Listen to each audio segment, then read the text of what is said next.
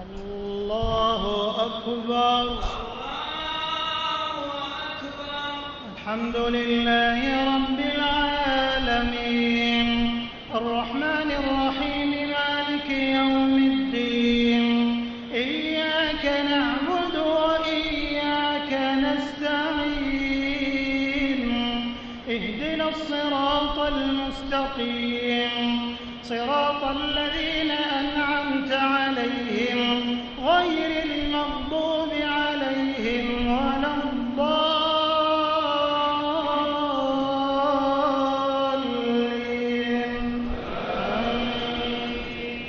قل هو الله أحد الله الصمد لم يلد ولم يولد ولم يكن له كفوا أحد.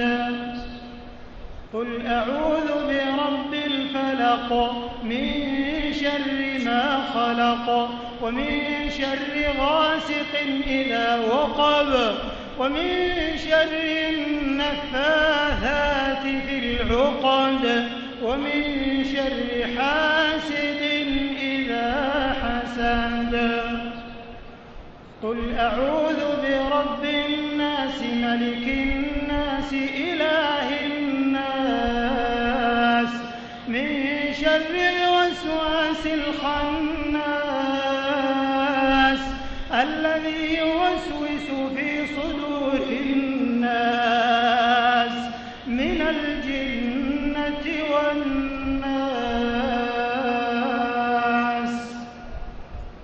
اللهم لك الحمد كله ولك الشكر كله وإليك يرجع الأمر كله. لك الحمد حتى ترضى ولك الحمد إذا رضيت ولك الحمد بعد الرضا. لك الحمد كالذي نقول وخيرا مما نقول ولك الحمد كالذي تقول. لك الحمد أنت قلت وقولك الحق المبين.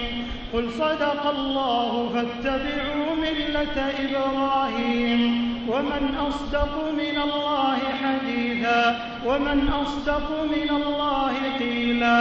لا إله إلا الله المتوحد في الجلال بكمال الجمال تعظيما وتكبيرا المتفرد بتصريف الأحوال على التفصيل والإجمال تقديرا وتدبيرا المتعالي بعظمته ومجده الذي نزل الفرقان على عبده ليكون للعالمين نذيرا.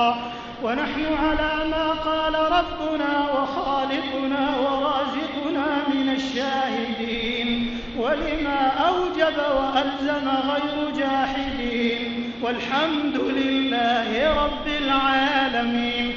وصلوات الله وسلامه على خاتم النبيين وإمام المرسلين وعلى آله الطيبين الطاهرين وصحابته الغر الميامين وأزواجه الطاهرات أمهات المؤمنين وعنا معهم برحمتك يا أرحم الراحمين. اللهم لك الحمد على نعمك العظيمة وآلائك الجسيمة ولك الحمد على ما يسرت من صيام شهر رمضان وقيامه وتلاوة كتابك العزيز الذي لا يأتيه الباطل من بين يديه ولا من خلفه تنزيل من حكيم حميد. اللهم إنا عبيدك بنو عبيدك بنو إمائك نواصينا بيدك ماض فينا حكمك عدل فينا قضاؤك. نسألك بكل اسم هو لك سميت به نفسك أو أنزلته في كتابك أو علمته أحدا من خلقك أو استأثرت به في علم الغيب عندك أن تجعل القرآن العظيم ربيع قلوبنا ونور صدورنا وجلاء أحزاننا وذهاب همومنا وغمومنا وسابقنا ودليلنا إليك وإلى جناتك جنات النعيم. اللهم ذكرنا منه ما نسينا وعلمنا منه ما جهلنا وارزقنا تلاوته آناء الليل وأطراف النهار على الوجه الذي يرضيك عنا. اللهم اجعلنا ممن يقيم حروفه وحدوده ولا تجعلنا ممن يقيم حروفه ويضيع حدوده. اللهم إنا نسألك أن تجعلنا ممن يحل حلاله ويحرم حرامه ويعمل بمحكمه ويؤمن بمتشابهه ويتلوه حق تلاوته على الوجه الذي يرضيك عنا. اللهم اجعله شفيعنا، اللهم اجعله شافعا لنا، حجة لنا لا حجة علينا. اللهم أسكننا به الظلل وألبسنا به الحلل وادفع به عنا النقم وزدنا به من النعم واجعلنا به عند الجزاء من الفائزين وعند البلاء من الصابرين وعند النعماء من الشاكرين وعند ختمه من الفائزين. ولا تجعلنا ممن استهوته الشياطين يا رب العالمين. اللهم اجعل القرآن العظيم لقلوبنا ضياء ولأبصارنا جلاء ولأسقامنا دواء ولذنوبنا ممحصا وعن النار مخلصا. اللهم اجعلنا من أهل القرآن الذين هم أهلك وخاصتك يا ذا الجلال والإكرام.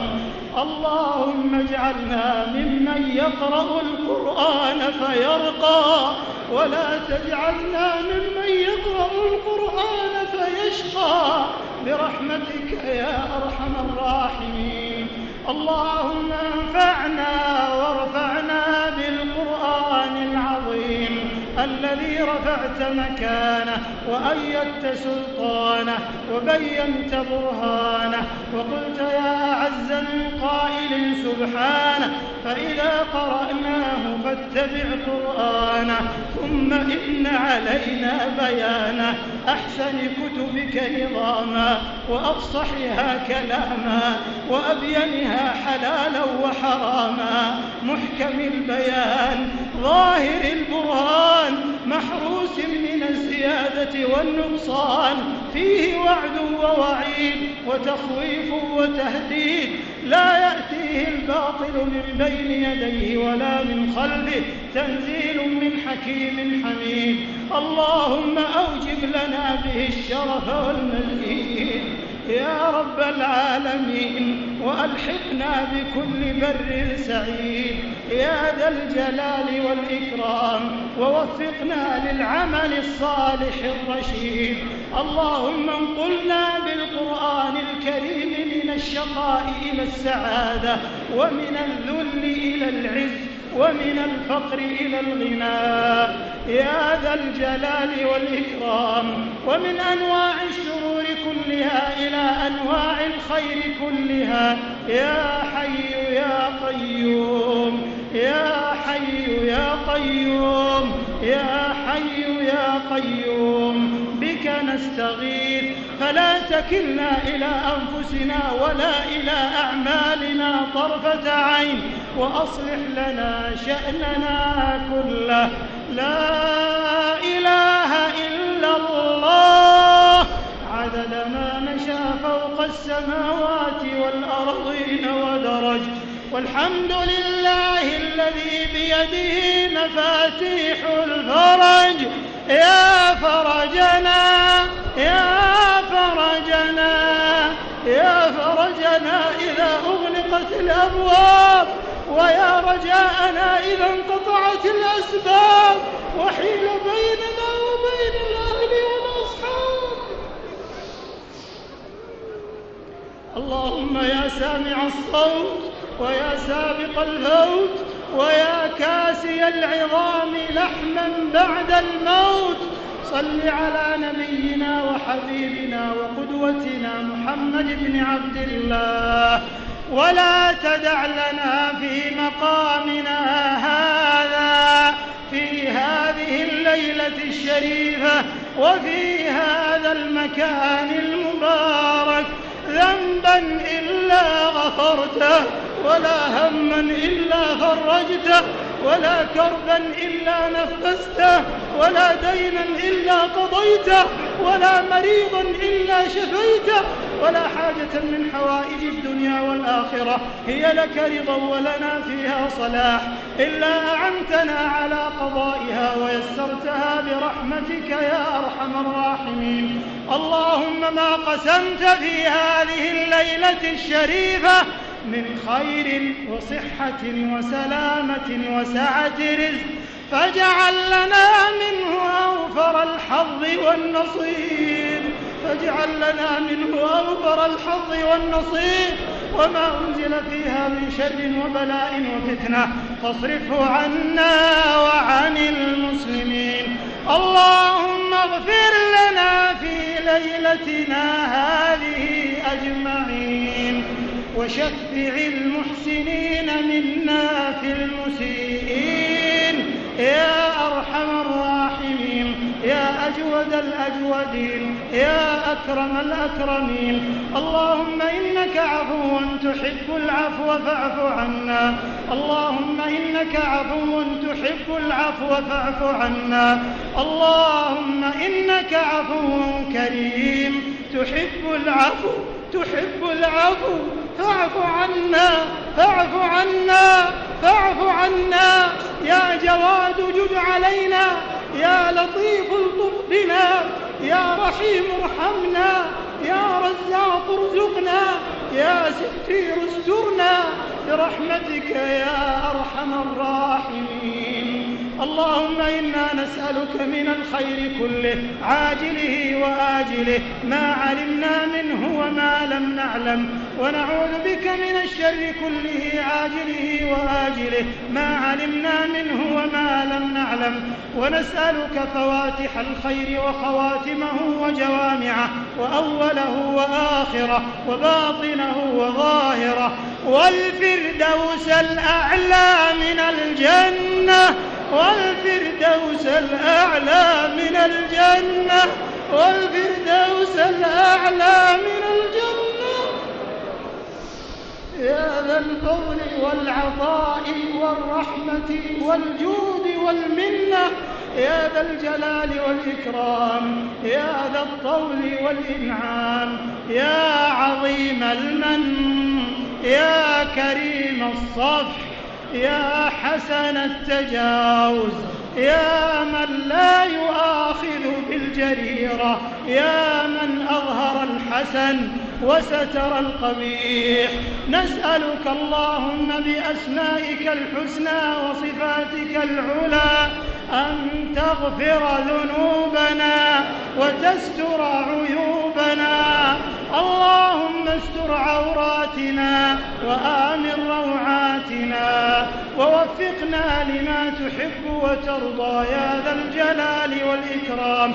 اللهم اجعل خير أعمالنا أواخرها، وخير أعمالنا خواتمها، وخير أيامنا يوم نلقاك، وخير أيامنا يوم نلقاك، واجعلنا في موقف القيامة آمنين مع الذين لا خوف عليهم ولا هم يحزنون، واجعلنا ممن يقال لهم في الآخرة كلوا واشربوا هنيئا بما أسلفتم في الأيام الخالية. اللهم يسر حسابنا ويمن كتابنا وثبت أقدامنا على الصراط، وبيض وجوهنا إذا اسودت وجوه العصاة، يوم تبيض وجوه وتسود وجوه برحمتك يا أرحم الراحمين. اللهم اغفر لجميع موتى المسلمين الذين شهدوا لك بالوحدانية ولنبيك بالرسالة وماتوا على ذلك. اللهم اغفر لهم وارحمهم وعافهم واعف عنهم وأكرم نزلهم ووسع مدخلهم واغسلهم بالماء والثلج والبرد ونقهم من الذنوب والخطايا كما ينقى الثوب الأبيض من الدنس. اللهم انقلهم جميعا من ضيق اللحوم ومراتع الدود إلى جناتك جنات الخلود في سدر مخضود وطلح منضود وظل ممدود وماء مسكوب. يا عزيز يا ودود يا رحيم يا ودود يا ذا العرش المجيد يا فعالا لما يريد. اللهم ارحمنا إذا صرنا إلى ما صاروا إليه برحمتك يا أرحم الراحمين. اللهم اغفر للمسلمين والمسلمات وألف بين قلوبهم وأصلح ذات بينهم واهدهم سبل السلام وجنبهم الفواحش والفتن ما ظهر منها وما بطن. اللهم فرج هم المهمومين من المسلمين ونفس كرب المكروبين وفك أسر المأسورين وارفع الحصار عن المحاصرين واقض الدين عن المدينين واشف مرضانا ومرضى المسلمين وارحم موتانا وموتى المسلمين برحمتك يا أرحم الراحمين. اللهم إنا نسألك بعزك الذي لا يرام وملكك الذي لا يضام وبنورك الذي ملأ أركان عرشك أن تمتعنا بالنظر إلى وجهك الكريم في غير ضراء مضرة ولا فتنة مضلة. اللهم أكرمنا بجوار المصطفى صلى الله عليه وسلم في جنات النعيم. اللهم أوردنا حوضه واسقنا بيده الشريفة شربة لا نظمأ بعدها أبدا برحمتك يا أرحم الراحمين. لا إله إلا الله إلهنا وخالقنا ورازقنا. ليس في الوجود رب سواك فيدعى وليس في الكون إله غيرك فيرجى. نسألك مسألة المساكين تعلمك لا تسمع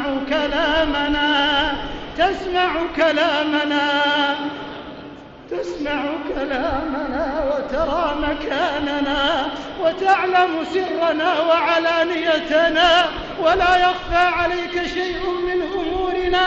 إليك نصبنا وجوهنا ورفعنا أكف الضراعة إليك. نسألك مسألة المساكين وندعوك دعاء الخائبين دعاء من خضعت لك رقابهم وذلت لك جباههم وذرفت لك عيونهم ورغمت لك أنوفهم. فاللهم أعتق رقابنا من النار. اللهم أعتق رقابنا ورقاب آبائنا وأمهاتنا وأزواجنا وذرياتنا وإخواننا وأرحامنا وقراباتنا ومن أحبنا فيك ومن أحببناه فيك. اللهم أعتق رقابنا جميعا من النار برحمتك يا عزيز يا غفار. اللهم اختم لنا شهر رمضان برضوانك والعتق من نيرانك واجعل مآلنا إلى أعالي جناتك يا ذا الجلال والإكرام. اللهم أعز الإسلام والمسلمين وأذل الشرك والمشركين واخذل الطغاة والظالمين والمفسدين وسائر أعداء الدين. اللهم آمنا في أوطاننا وأصلح أئمتنا وولاة أمورنا. اللهم أيد بالحق إمامنا وولي أمرنا. اللهم وفق عبدك خادم الحرمين الشريفين إلى ما تحب وترضى، وخذ بناصيته للبر والتقوى، وهيئ له البطانة الصالحة التي تدله على الخير وتعينه عليه. اللهم أسبغ عليه لباس الصحة والعافية، واجزه عن الإسلام والمسلمين خير الجزاء. اللهم وفق ولي عهده، اللهم وفق ولي عهده، اللهم وفق إخوانه وأعوانه إلى ما فيه عز الإسلام وصلاح المسلمين، وإلى ما فيه الخير للبلاد والعباد. اللهم احفظ على هذه البلاد عقيدتها وقيادتها وأمنها ووحدتها واستقرارها. اللهم من أرادنا وأراد الإسلام والمسلمين وأراد بلادنا بسوء فأشغله بنفسه ورد كيده في نحره، واجعل تدبيره تدميره يا سميع الدعاء. اللهم أمن ثغورنا وحدودنا وبلادنا وبلاد المسلمين يا ذا الجلال والإكرام. اللهم وفق جميع ولاة المسلمين للعمل بكتابك وسنة نبيك صلى الله عليه وسلم. اللهم اجعلهم رحمة على عبادك المؤمنين. اللهم انصر إخواننا في فلسطين على اليهود الغاصبين المعتدين. اللهم أنقذ المسجد الأقصى من براثن اليهود المعتدين المحتلين. اللهم اجعله شامخا عزيزا إلى يوم الدين. اللهم أكرمنا فيه بالصلاة قبل الممات يا قاضي الحاجات يا رفيع الدرجات يا مقيل العثرات يا رب الأرض والسماوات. اللهم كن لإخواننا في غزة، اللهم مكن لهم يا ذا الجلال والإكرام، وارزقهم التوفيق والنصر والتمكين والعزة يا قوي يا عزيز يا ذا الجلال والإكرام. اللهم عليك بأعدائك أعداء الدين فإنهم لا يعجزونك.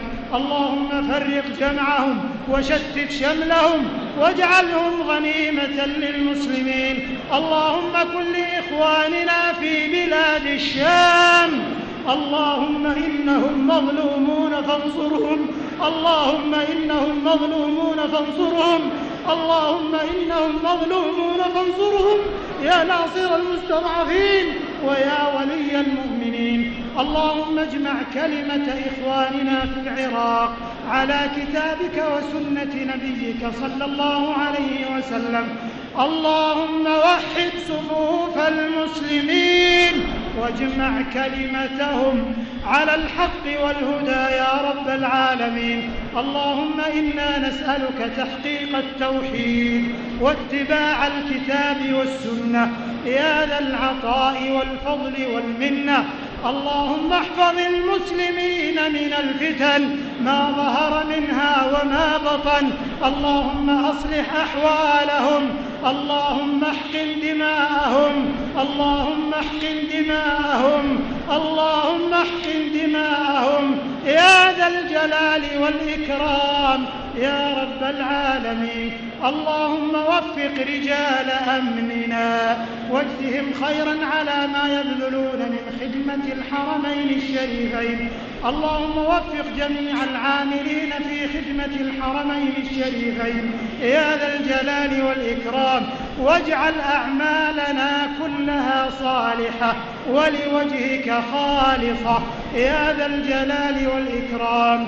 اللهم اقبل شهداءنا، اللهم اقبل شهداءنا وعاف مرضانا واشف مرضانا وعاف جرحانا يا ذا الجلال والإكرام.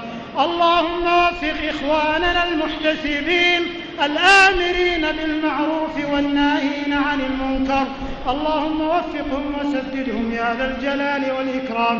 اللهم أصلح شباب المسلمين، اللهم ارزقهم الوسطية والاعتدال، إنك أنت الإله الكبير المتعال.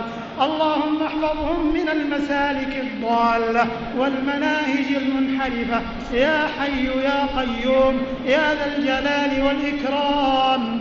اللهم احفظ المسلمين من شرور الأحزاب والطائفية يا حي يا قيوم، واجمعهم على الكتاب والسنة يا ذا الجلال والإكرام. اللهم أصلح مناهج التعليم ووسائل الإعلام في كل مكان يا رب العالمين. اللهم احفظ المسلمين من السحرة والمشعوذين ومن المخدرات والمسكرات يا ذا الجلال والإكرام. اللهم أعد علينا رمضان أعواما عديدة وأزمنة مديدة ونحن في خير وصحة وسلامة وحياة سعيدة. اللهم اختم لنا بالقبول، اللهم اختم لنا بالقبول. اللهم لا تؤاخذنا إن نسينا أو أخطأنا، ربنا ولا تحمل علينا إصرا كما حملته على الذين من قبلنا، ربنا ولا تحملنا ما لا طاقة لنا به، واعف عنا واغفر لنا وارحمنا، أنت مولانا فانصرنا على القوم الكافرين. اللهم لا تردنا خائبين، اللهم لا تردنا خائبين، اللهم لا تردنا خائبين ولا عن بابك مطرودين ولا من فضلك محرومين برحمتك يا أرحم الراحمين. ربنا تقبل منا إنك أنت السميع العليم، وتب علينا إنك أنت التواب الرحيم، واغفر لنا ولوالدينا ووالديهم وجميع المسلمين الأحياء منهم والميتين برحمتك يا أرحم الراحمين. سبحان ربك رب العزة عما يصفون وسلام على المرسلين والحمد لله رب العالمين. وصلى الله وسلم على سيد الأولين والآخرين نبينا وحبيبنا وشفيعنا وقرة أعيننا محمد بن عبد الله وعلى آله وصحبه ومن دعا بدعوته واهتدى بهداه إلى يوم الدين. الله أكبر. الله أكبر.